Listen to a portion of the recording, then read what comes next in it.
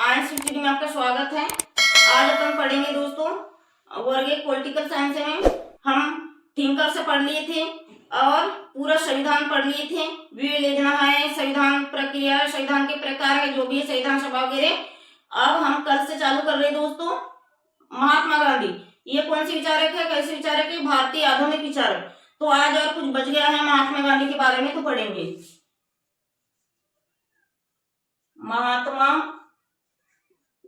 महात्मा गांधी। तो इसका जन्म वगैरह हमने सब पढ़ लिए थे दोस्तों। माता पिता का नाम सब पढ़ लिए थे, कल थोड़ा समझ लिए थे। तो महात्मा गांधी धर्म को कैसा समझता है, देखिए अब थोड़ा लिख लेंगे, कल हमने समझे थे। इनके अनुसार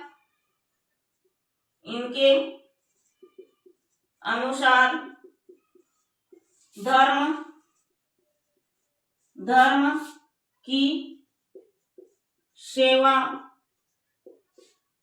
और अच्छे कार्य करना और लिखेंगे सत्य के मार्ग पर चलना। ठीक है, सत्य के मार्ग पर चलना तथा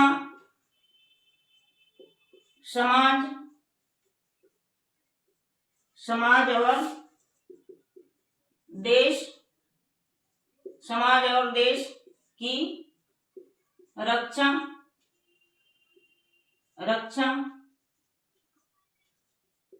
करना।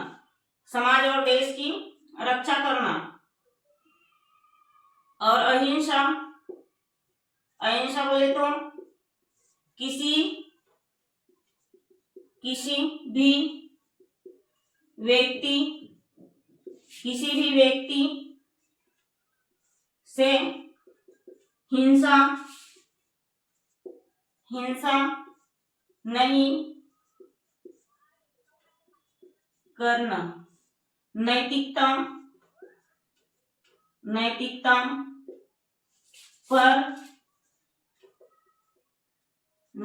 पर अधिक बल नैतिकता पर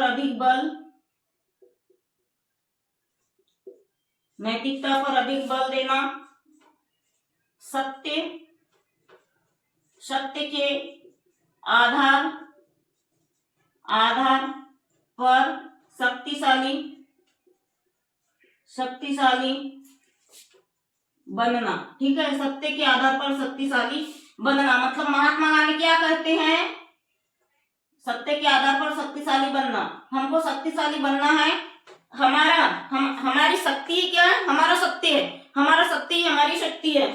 ठीक है, अब इसको अपन ऐसे लिखाएंगे दोस्तों। आप बोलोगे कि ये क्यों लिखा रहे हैं, तो ये इसलिए लिखा रहे जैसे हमने थिंकर्स में भी बहुत लिखवाए थे, समझाते डेट वाइज, इसमें भी डेट वाइज समझाएंगे, लिखाएंगे। लेकिन ये जो सत्य अहिंसा के इसके प्रमुख कारण है आंदोलन के, तो हम ये समझेंगे पहले। तो देखिए महात्मा गांधी क्या करता है? सत्य की सेवा मतलब सत्य ही परम धर्म है। सत्य क्या है दोस्तों? सत्य ही परम धर्म है। धर्म के लिए सत्य सेवा ही परम धर्म है। ठीक है, और ये सत्य के मार्ग पर चलना। महात्मा गांधी का एक ही उद्देश्य था, सत्य के आधार पर चलो, और सत्य के आधार पर चलेंगे जब ही देश की रक्षा होगी। अहिंसा को त्यागो। ठीक है, मतलब अहिंसा मतलब हिंसा नहीं करना किसी भी व्यक्ति की, और सत्य के आधार पर ही शक्तिशाली व्यक्ति।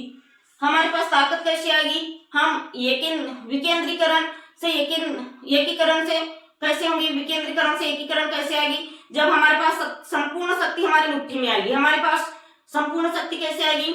हमारे सत्य वचनों को द्वारा, मतलब झूठ का पालन नहीं करना। हमको सत्य के मार्ग पे चलना है, अष्टांगिक मार्ग का। जैसे गौतम बुद्ध ने भी अष्टांगिक मार्ग का पालन किए थे, उसी टाइम महात्मा गांधी भी कहते हैं कि हमारे पास विकेंद्रीकरण नहीं चाहिए। हमारे पास क्या चाहिए दोस्तों? केंद्रीकरण। मतलब संपूर्ण शक्ति हमारे पास कैसे आएगी? जनता से, समाज से और एकीकरण से। तो राज्य का एकीकरण कैसे हुआ? सत्ता से। ये कहाँ पे निर्भर करती है दोस्तों? सत्ता पे। इतना स्क्रीनशॉट कर लीजिए जल्दी से, ठीक है।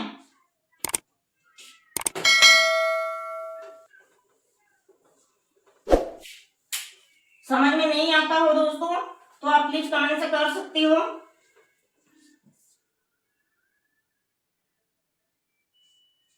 अब लिखेंगे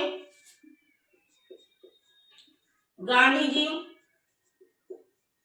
धर्म,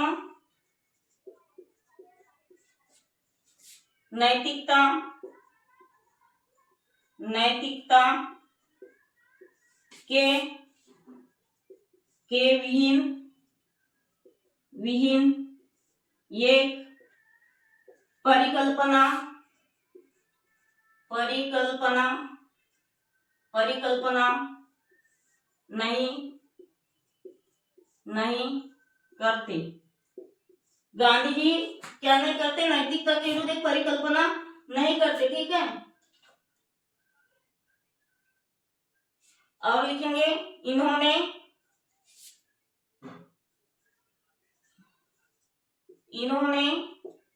नैतिकता नैतिकता के बजाय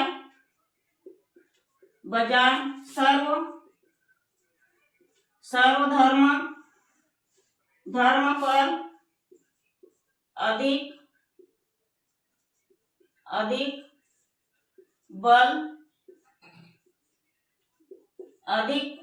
नैतिकता के बदले सर्वधर्म पर अधिक बल दिया। ठीक है।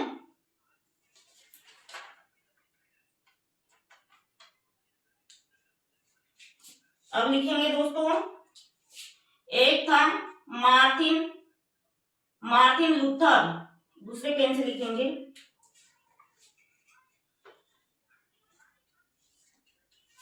मार्टिन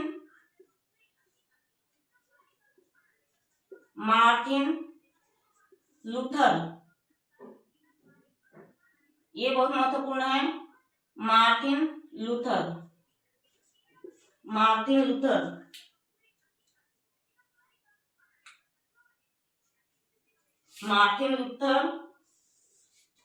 कौन थी? ये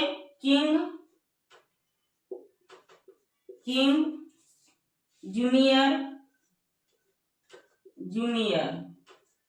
मार्टिन लूथर किंग जूनियर कहाँ के थे दोस्तों? ये अमेरिका के थे। ये अमेरिका के थे। इन्होंने अश्वेतों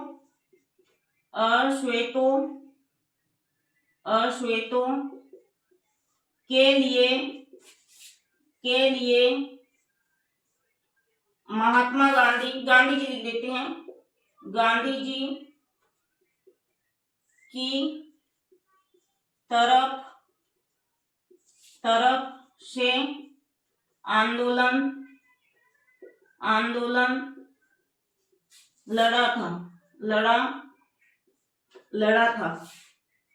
आप समझेंगे दोस्तों। तो क्या है?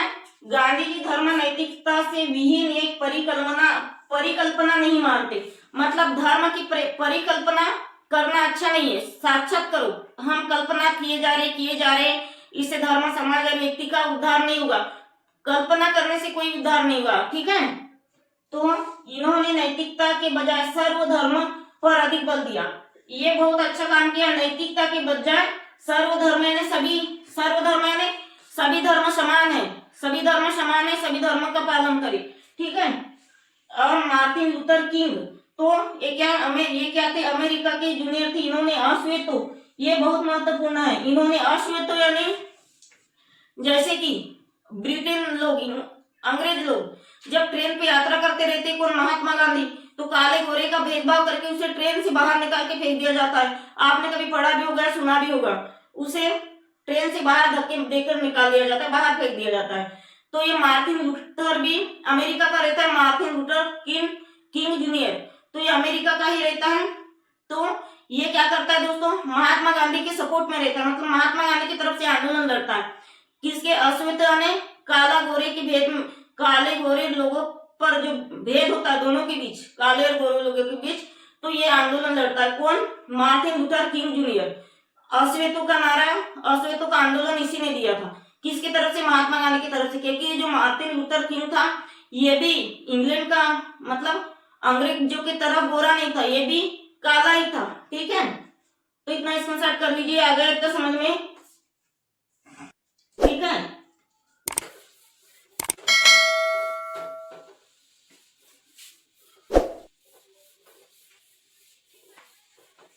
अभी जो अश्वेतक वो क्या है? मार्टिन लूथर, जब मार्टिन लूथर जब लड़ रहे थे उस टाइम कौन सी क्रांति हुई थी?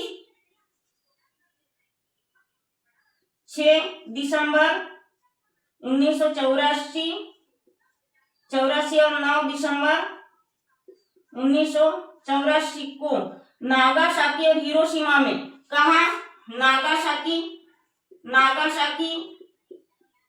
और हिरोशिमा में परमाणु बम गिराया गया था। हिरोशिमा में परमाणु बम गिराया गया था। ठीक है, जब ये मार्टिन लूथर श्वेत और अश्वेतक के बीच जो लड़ाई हुई थी महात्मा गांधी के सपोर्ट में, मार्टिन लूथर जूनियर किंग था, उस टाइम क्या है, इधर में नागासाकी और हिरोशिमा में 9 दिसंबर 1884 और 6 दिसंबर 1884 में परमाणु बम गिराया गया था 2 बार, एक 6 दिसंबर और दूसरा परमाणु बम दोस्तों 9 दिसंबर। ये इंपॉर्टेंट डेट ध्यान रखिए। ठीक है, तो उस टाइम परमाणु बम गिराया गया था। तो उस टाइम क्या था? स्वतंत्र दक्षिण अफ्रीका से, ये बहुत बार सुना होगा दोस्तों आपने, नेल्सन मंडेला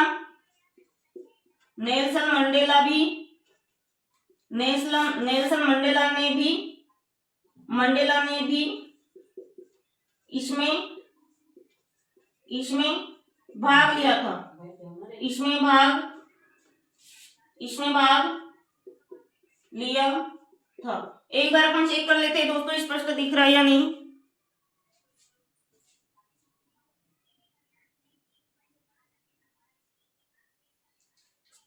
ठीक है,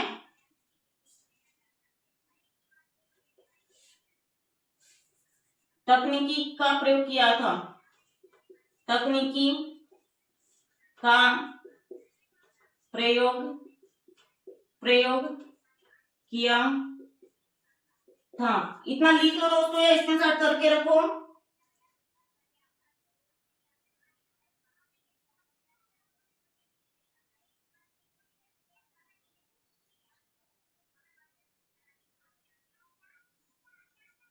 हो गया, ऊपर लिख लेते हैं, थोड़ा नीचे आएगा नहीं उतना।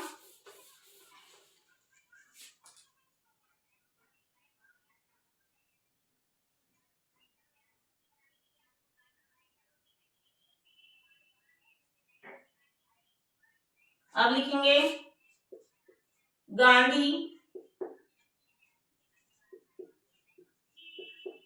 जी के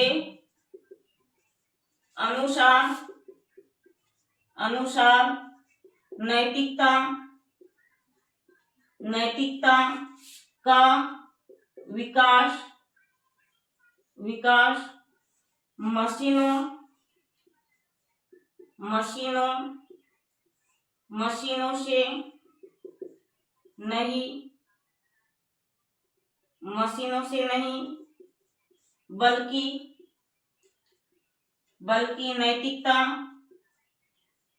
नैतिकता का विकास मशीनों से नहीं बल्कि नैतिकता का विकास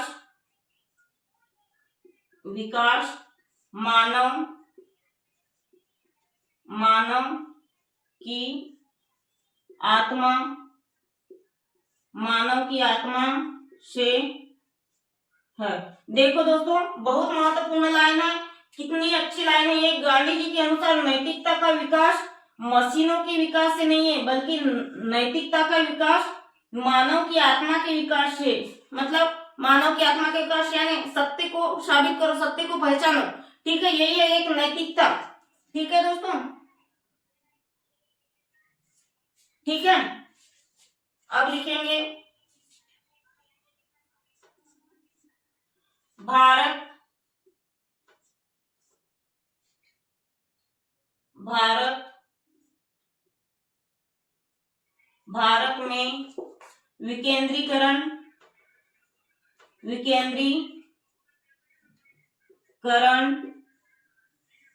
का विचार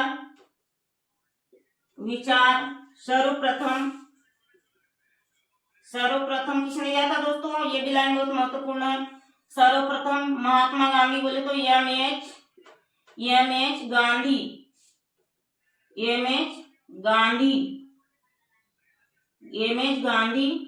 ने दिया था। किसने दिया था? एम एच गांधी ने दिया था। ये जो भी 2 लाइन लिखा है हमने दोस्तों, बहुत महत्वपूर्ण है। भारत में विकेंद्रीकरण का विचार किसने दिया था दोस्तों? महात्मा गांधी ने।